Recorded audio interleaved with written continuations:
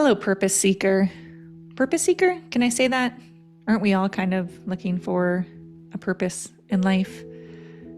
I like that though, purpose seeker. I'm gonna maybe use that moving forward. I'm definitely one of those people that really enjoys working towards something for the greater good, whether that's for myself, for the collective, for both, since we're all one consciousness anyway. So yes, let's go with purpose seeker.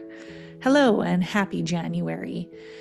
I have been putting this off, to be completely honest, because this card that I pulled for the voiceover today, Redemption, has landed in, a multitude of feels for me. On one hand, I was super excited to talk about this topic, redemption, and on the other hand, I was like, ugh, is it too soon? Is it too soon in January to talk about redemption? And I don't think it is, because 80%, well, according to the very reliable internet, around 80% of people drop their New Year's resolutions by February. That's if you're making New Year's resolutions. I know in my last video I talked about this, and I'm definitely not that person. I believe that we have the power to set a new intention or goal or vision for ourselves every day if we wanted to. And that's why I think this topic of redemption will be a good thing to discuss today, because I'm just going to read from The Path of Light, the Oracle here, which I just love, by Anthony Salerno. He writes, no matter what you've done or not done, no matter the severity of your mistakes, you can always find your way back to the good, back to your true self. All that is required is the desire to change your ways and the willingness to devote yourself to the path of wisdom and love. So again, this is from the lens of yoga philosophy and from the Bhagavad Gita, but it speaks so clearly to every day and everyday life and how we as humans just approach the way we move towards our quote unquote ideal self. Call it the inner ideal, the highest self. It's who we are or who we could be. Our inner ideal calls to us internally, consistently reminding us of our potential, who we could be, this vision of our highest self. And it also reminds us when we fail to live up to this inner vision, right? Because on one hand, it really is inspiring and strives to be all that we can be. And on the other hand, it's constantly measuring that performance in the pursuit of our aim. So again, we find this balance between maybe it's pride and shame or pride and guilt. Either way, it's all feedback, right? And it's this internal feedback mechanism of the self. We can also call this inner judge our conscience.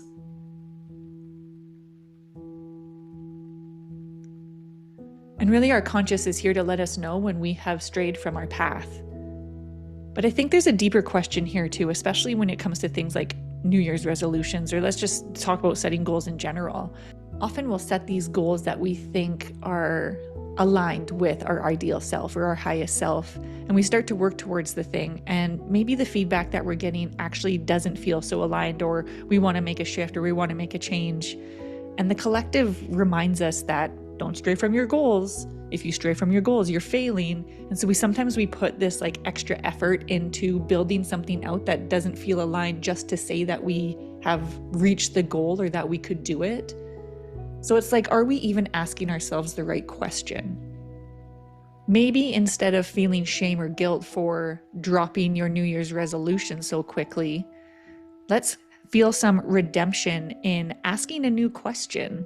What was it about this thing that didn't feel aligned? What was it about my inner ideals that potentially didn't feel motivated anymore to do this thing? Or maybe it's on the other hand as well, and you just failed to do it for some reason, and you do feel some shame. So what? Shame is important. I think this is something that goes unspoken for, especially lately, this feeling of shame has been shamed.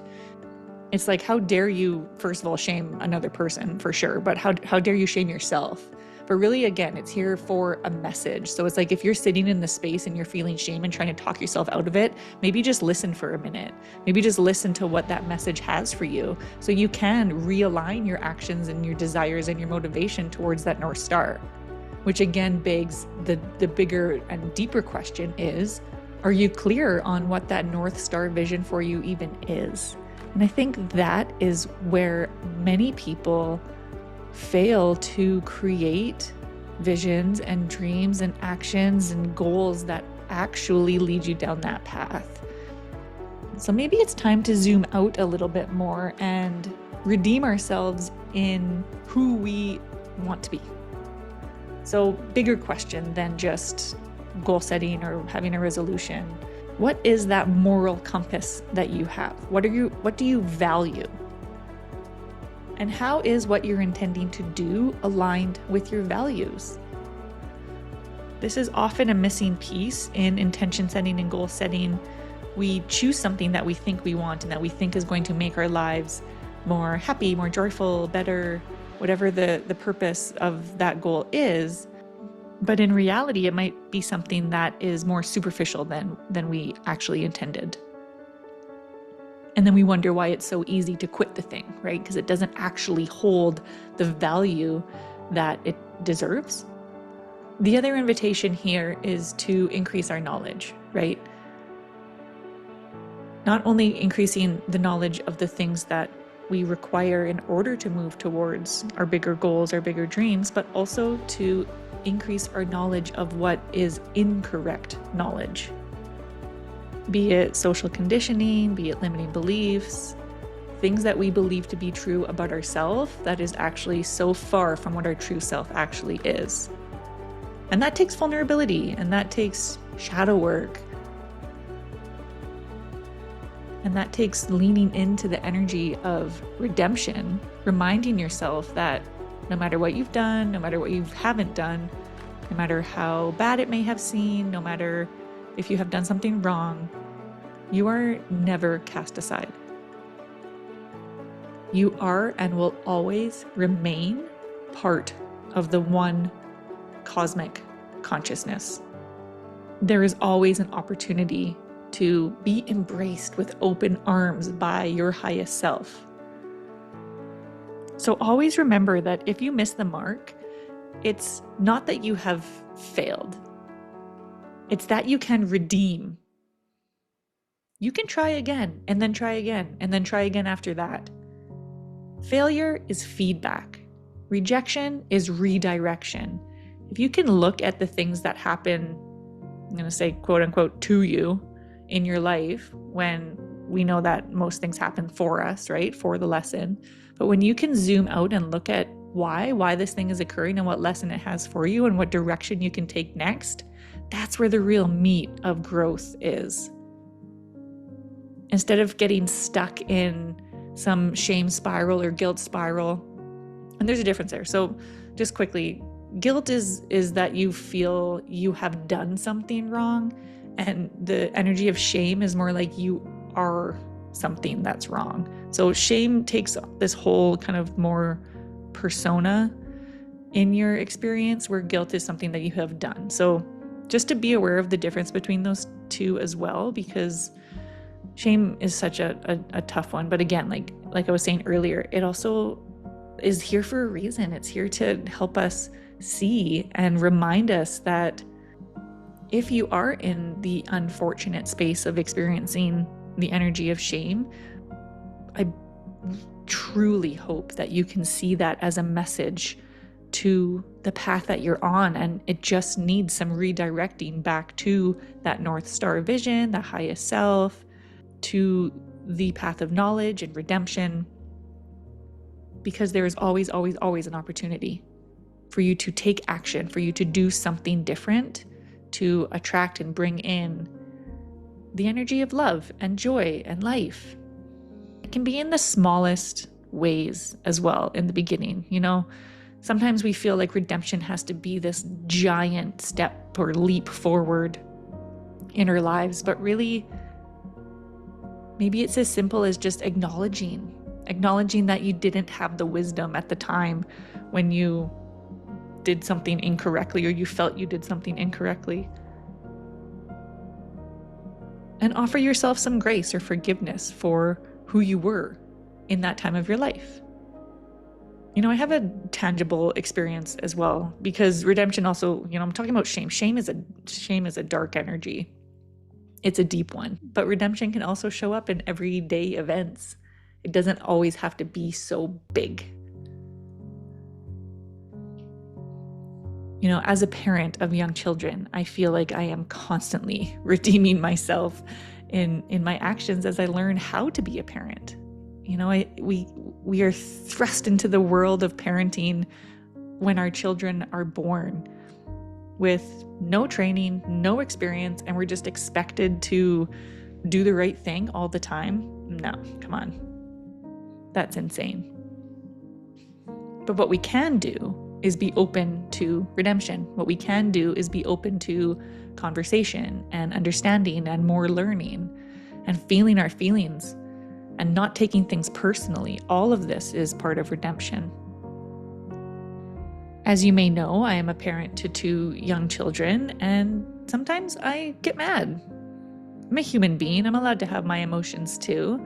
And sometimes that anger gets expressed in ways toward my children that I don't love.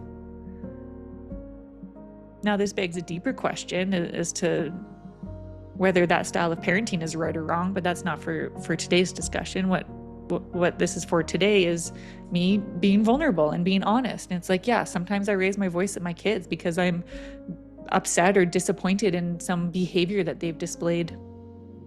This behavior that potentially goes against my values or my morals. So again, 2 sides to this as well. Am I expecting my young children to even have values and morals at this age? So how do they know? They need to be guided. They need to be directed and taught what is respectful and disrespectful. And yeah, most of the time I have patience for that, and most of the time I can hold the space for their emotions and to get them through whatever they're processing. And sometimes that's not what they need. And I don't even know what they need because they're young children, and I'm not sure if they know what they need. But the point is, if I misstep in my parenting, or what I think is misstepping in parenting, I always have an opportunity to repair afterward. When emotions have cooled, when everybody has regulated, there's always the option for redemption. To sit down with my kiddos, to hug, to talk about what happened, to apologize if that's necessary, to find a better path forward next time. There's always an opportunity for that. But first, we need to recognize that the misstep even occurred. And to recognize that the misstep even occurred is to be aware of your values, your morals, your ideal self, and listen to that consciousness or conscience rather. Well, I guess it's kind of both, but listen to the conscience within you. The other deep lack of knowledge that many of us have been conditioned to experience is that we are just unaware of the spiritual nature of life, unaware of our connection to something greater than ourselves. It's in this incorrect knowledge that we think we know. We can just look at the collective for an example of this, where we all think we are separate, unrelated humans on this planet, when in truth we are all one and we are all connected. And I think if we remembered that more often and really embodied that concept, a lot of our suffering could be corrected or healed. Anyway, circling back to the idea of redemption and it still being January, it's never too late. In fact, today and tomorrow and the next day are all brand new opportunities for you to take action on something that you desire. All it takes is a real desire, devotion even, and motivation to take that next step, to take that next aligned action. It's never too late. And even on this topic, just a reminder too that Maybe that's a conversation that you need to have with somebody. Maybe it's a repair that you are looking to have with a partner, a coworker, a friend, a child. Maybe it's something that you've been waiting for somebody else to repair with you. Maybe you take the first step. I suppose my point is to remember that you get to choose. You have such a powerful tool at your fingertips. And that tool, is the power of choice. Those choices become more clear the more we understand, or the more you understand what you truly value, what makes you you, what that moral compass is pointing to for yourself, what matters in your life, what you're looking to build, who you want to spend your time with. Maybe ask yourself if you're asking yourself the right questions. And also give yourself a hug. Go have a little treat. You deserve it. Sending you, purpose seeker, so much love and light. We'll see you in my next video. Bye.